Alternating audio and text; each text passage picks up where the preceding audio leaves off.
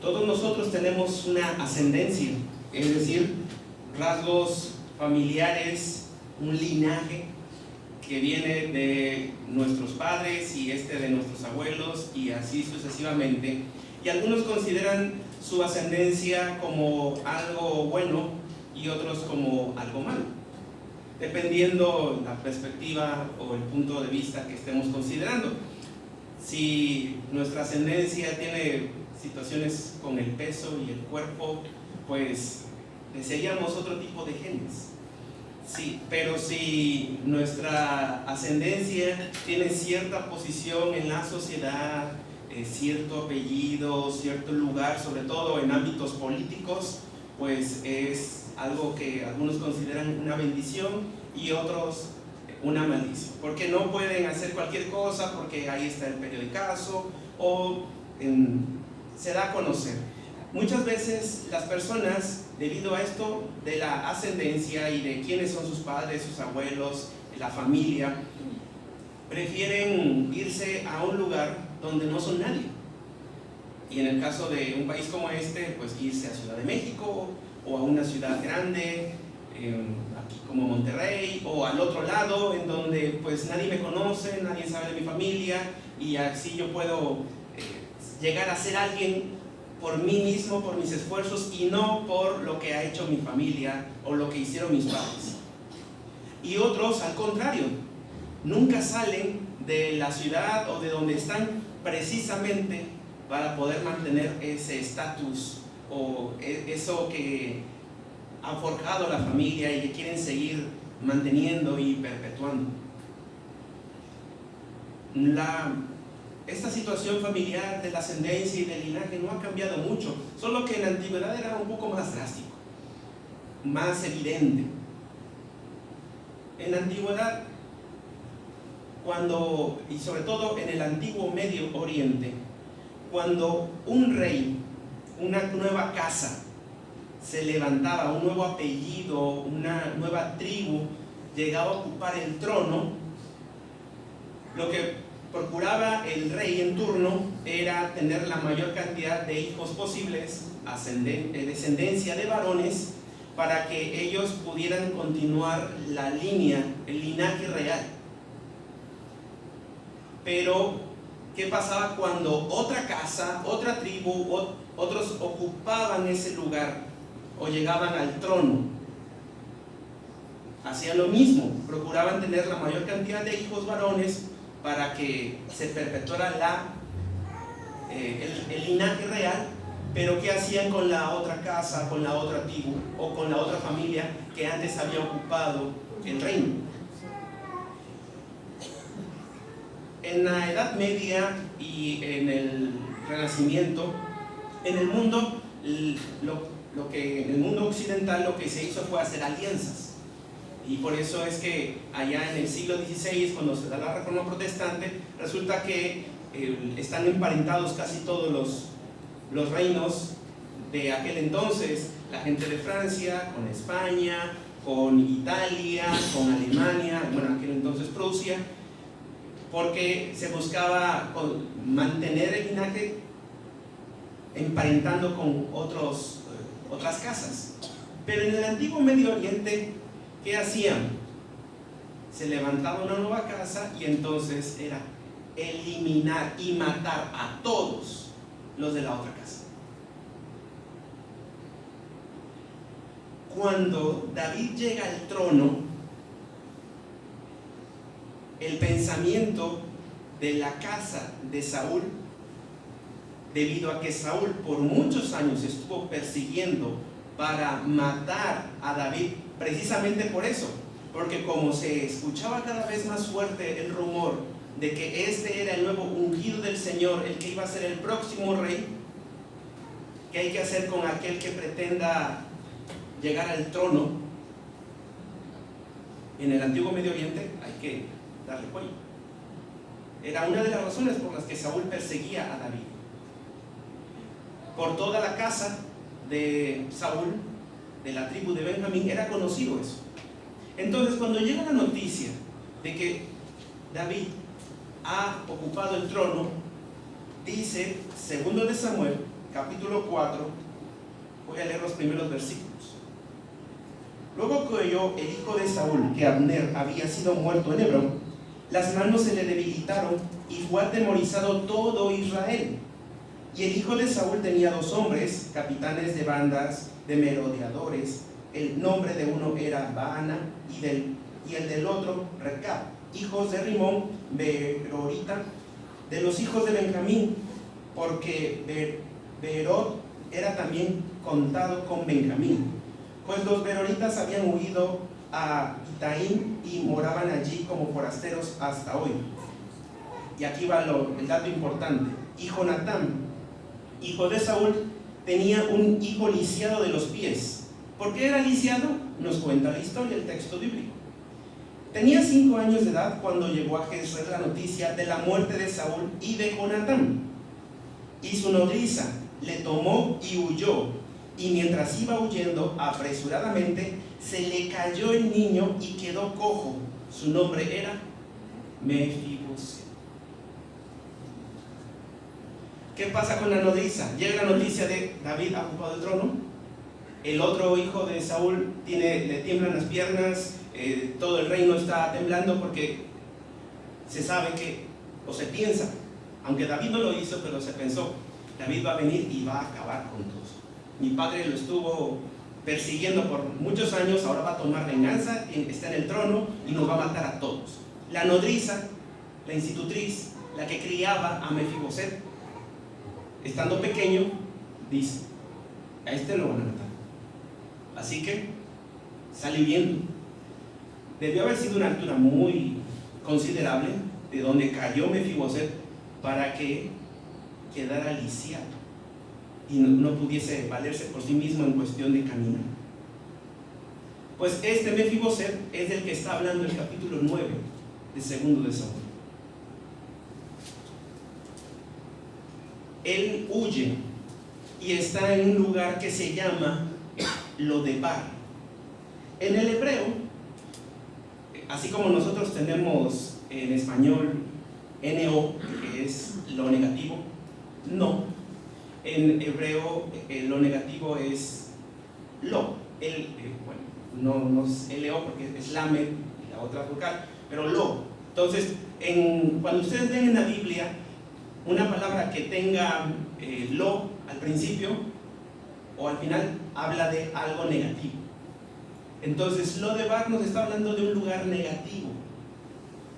Lodebar tiene que ver con pastura, alimento, campo.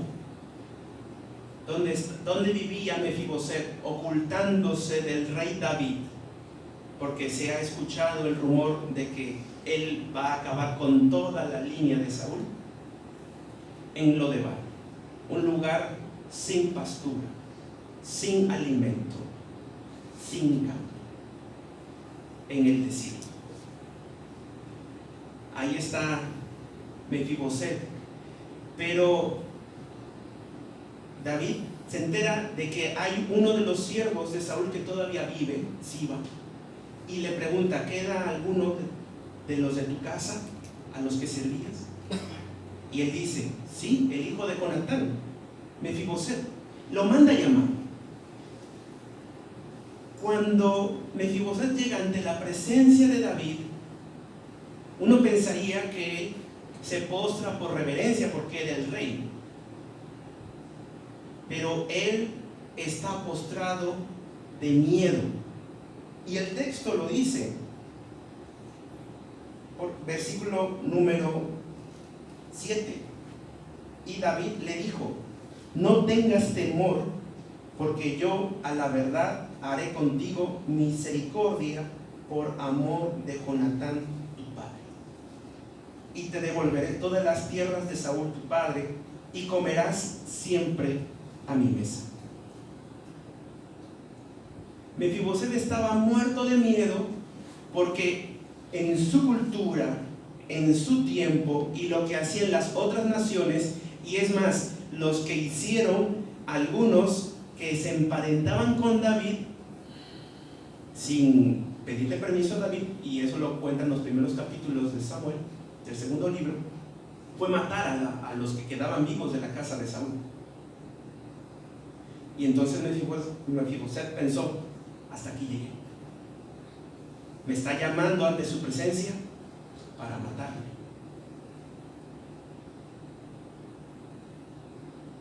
Y ahí postrado, temblando, como se dice coloquialmente, muerto de miedo, David le dice: no tengas miedo, porque voy a hacer misericordia contigo, debido al amor que le tengo a Jonatán. Jonatán había muerto, pero si recuerdan, o si no recuerdan, o si no conocen la historia, después que David mata al gigante Goliat, Jonatán tiene una admiración por David. Jonatán era el hijo de Saúl y el que estaba destinado a ocupar el trono. El siguiente en el trono después de Saúl era Jonatán, pero Jonatán tiene una revelación especial y él se da cuenta de este muchacho que era pastor, un don nadie, derrotó a ese gigante que ninguno de todo el pueblo y de todo el ejército tuvo el valor de enfrentarse. El Espíritu de Dios está sobre él. Esto significa entonces que él va a ser el próximo rey. Y será una amistad muy cercana, muy estrecha entre David y Jonatán, al grado que suceden dos cosas. Jonatán le da su espada y le da su armadura a David. Y esto era más allá de simplemente te las presto o te estoy apoyando, sino simbólicamente implicaba: yo estoy dejando de lado el trono y te lo estoy dando a ti.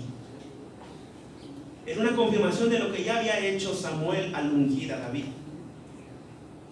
Pero además de eso, Jonatán hizo un pacto, una alianza con David. Y entre ellos, esa alianza consistía en: vamos a buscar el bienestar de nuestras familias. Y Jonatán le promete: si yo sigo vivo y tú mueres, yo voy a buscar el bienestar de tu familia. Y viceversa. David le dice a Jonatán: si algo pasa contigo, yo juro delante de Dios que voy a preservar tu descendencia. Lo que en un primer momento, por el linaje y la ascendencia de Mefiboset, llegó a pensar Israel e inclusive su propia nodriza, está acabado. Hay que hacer algo para salvarlo, y curiosamente al intentar salvarlo le echa a perder la vida. Si en el día de hoy en Occidente, en pleno siglo XXI, alguien incapacitado, paralítico, con habilidades diferentes, como le llaman ahora, es rezagado por la sociedad, tan simple como ¿cómo vamos a subir a una persona que anda en silla de ruedas o que no puede valerse por sí misma en la ruta, en el camión? No hay la infraestructura como ciudad para eso. Unas pocas calles tienen como darle acceso en silla de ruedas en algunas zonas de la ciudad, pero no es así en toda la ciudad. Ahora imaginémonos en el antiguo Medio Oriente. Era tal el rechazo y la aversión a una persona lisiada que estaba en el grupo de los más rezagados, en el grupo del pobre, en el grupo de la viuda, en el grupo del huérfano. Ahí estaban los enfermos. Eran los rechazados por la sociedad. De estar Mefiboset destinado por su linaje a estar en el trono, ahora está en Lodebar, un lugar sin alimento, en el desierto.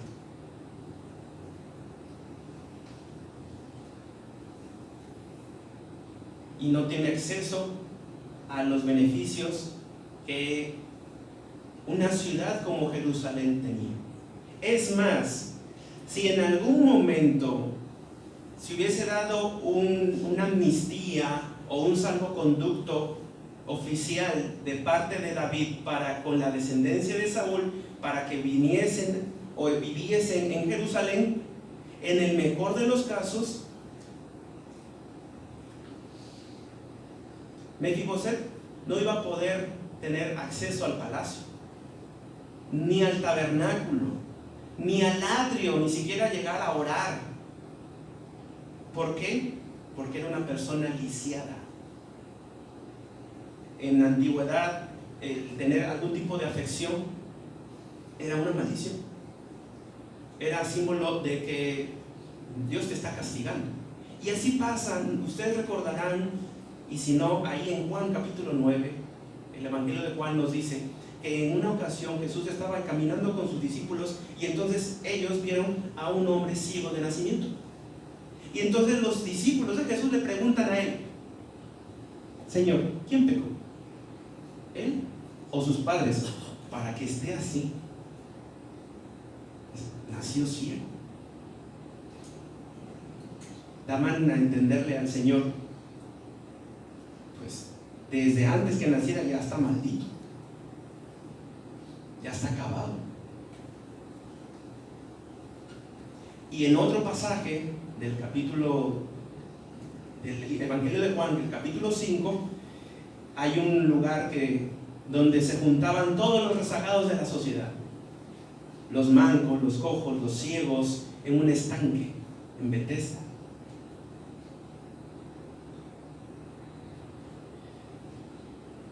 Pues en el caso de siglos antes, Mefiboset no podía estar en Jerusalén, no podía estar en el palacio, no podía estar ni siquiera cerca del atrio o del tabernáculo donde estaba la presencia de Dios, donde estaba el arca del pacto y donde se podría adorar a Dios. Estaba en Lodebar, en un desierto, un lugar que no tiene alimento, que no tiene nada. Y de allí lo manda a llamar David. Y lo único que pasó por la cabeza de Mefiboset es: si me está llamando es porque me va a matar. Lo sorprendente es las palabras de David: haré contigo misericordia por amor de Jonatán tu padre, y te devolveré todas las tierras de Saúl tu padre, y tú comerás siempre a mi mesa. Y termina el capítulo, versículo 13. Y moraba Mefiboset, ¿ahora en dónde?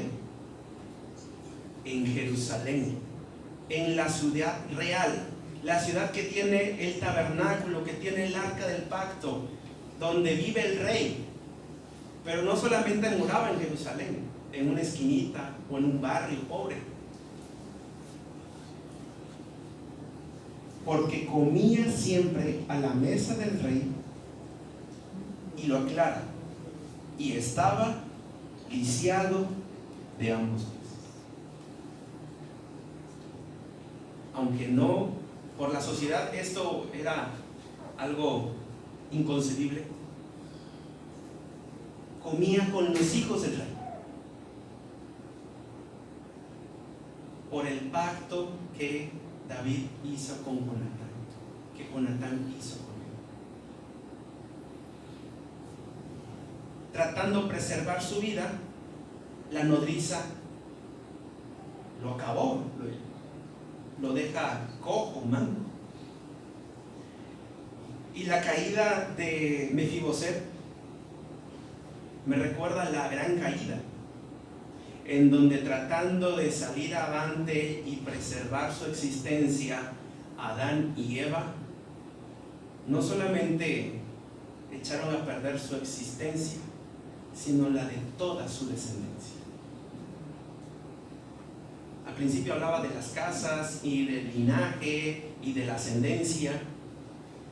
Lamentablemente nuestra ascendencia no es una muy buena, aunque tengamos renombre político o seamos alguien en nuestros trabajos o en el ámbito en el que nos desenvolvamos. Venimos de la casa de Adán, que se rebeló ante Dios, que quiso ser Dios, que quiso hacer las cosas a su manera, y debido a eso estamos condenados y estamos destinados a no poder valernos por nosotros mismos para salir adelante en la vida. Estamos como Mefibosé, lisiados.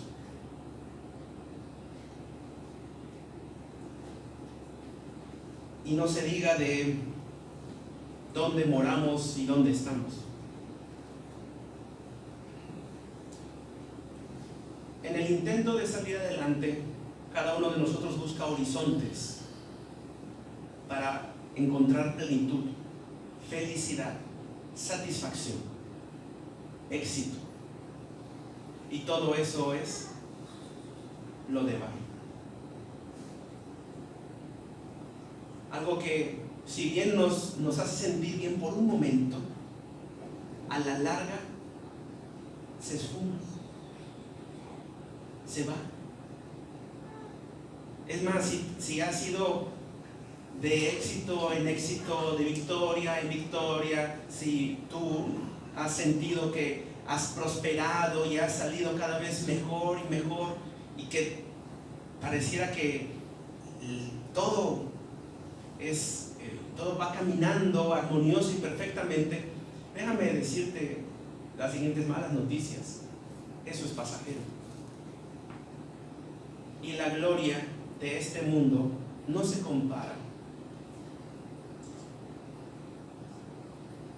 con la vanidad y el sufrimiento eterno.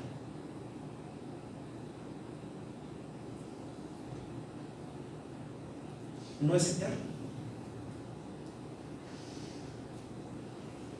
Y nosotros condenados, nosotros destinados por quienes somos a la muerte, el Rey nos llama a su presencia. Y cuando somos conscientes de las implicaciones de nuestra casa, la casa de Adán, la casa condenada a la muerte eterna, sabemos que si el Dios nos llama a juicio, como se dice vulgarmente, estamos fritos.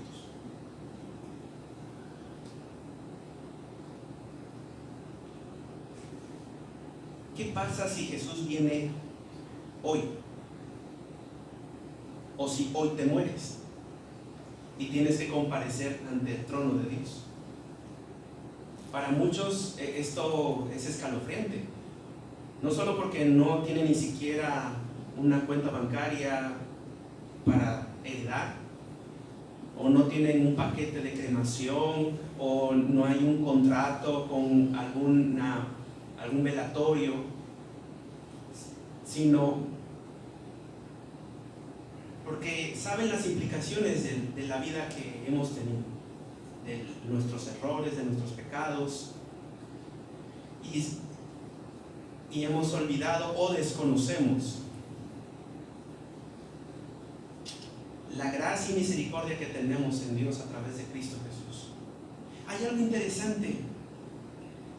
No podemos afirmar categóricamente si Mefiboset llegó a su conocimiento del pacto que su padre hizo con David. ¿Lo conocía o no lo conocía?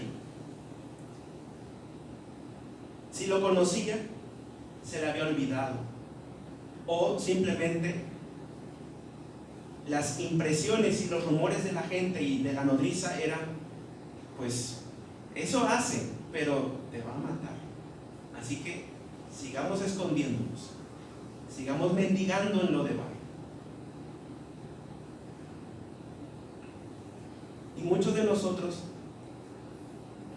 nos da escalofríos pensar en el día final, en el día de nuestra muerte, en qué va a pasar con nosotros y con los nuestros, porque se nos olvida el pacto que Dios hizo con nosotros a través de Jesús.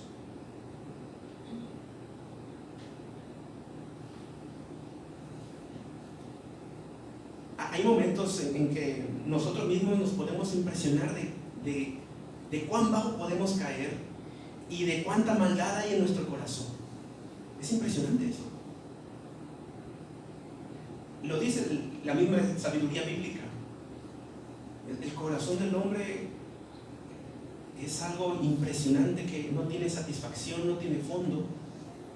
Y así también es nuestro pecado. Y si nos dejamos guiar por nuestros impulsos, es algo realmente aterrador y asombroso al mismo tiempo.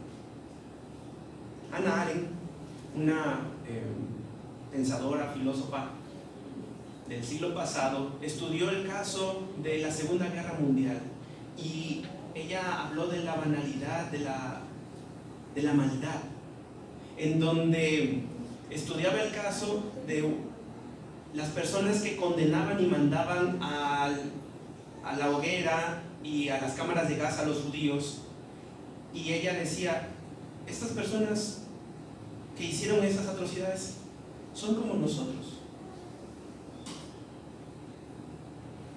No hay nada de diferencia entre ellos y nosotros, dando el mensaje implícito de cualquiera de nosotros puede hacer lo mismo que hicieron los alemanes en la Segunda Guerra Mundial. Es más, cuando llegaron los primeros reportes a los aliados de lo que estaba pasando en Alemania, la gente no lo creía. ¿Cómo es posible? Es la cultura más civilizada del siglo XX. El poder económico que tienen y quiénes son los personajes. Ellos, de su descendencia viene Mozart, está Bach, está Goethe, los grandes ilustres. ¿Cómo es posible que estén cremando y matando a gente? La gente no lo creía. Y ahí la capacidad de lo que somos nosotros como humanos. Y que si olvidamos esto y el Señor nos pide cuentas, temblaríamos de miedo. Pero ¿qué hace David y qué hace Jesús? Por el pacto que he hecho, te mostraré misericordia. Te daré todo lo que has perdido y comerás a mi mesa. Por el pacto que Dios tiene muy presente en Cristo Jesús, el Señor, el Rey, Dios, Padre, nos ofrece lo que hemos perdido. Aquello que perdió Adán, que perdió Eva, es posible restaurar. Jesús nos lo otorga nuevamente. Y no solo eso, nos da una posición privilegiada con Él, como dice Efesios 1, sentados en lugares celestiales con Cristo Jesús, de toda bendición, con toda bendición espiritual. Y es más, nos ofrece estar a su mesa. Imagínense esa imagen. Ahí están los hijos de David: Amón, el primogénito, Absalón, Tamar, y siguen la línea de hijos reales con ese porte, con esa estatura, y también ahí llega cojeando, haciendo ruido con sus muletas, Mefiboset.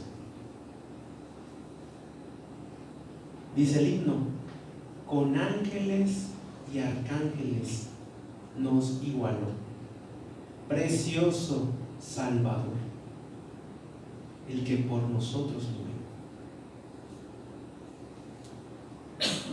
Somos como Mefiboset,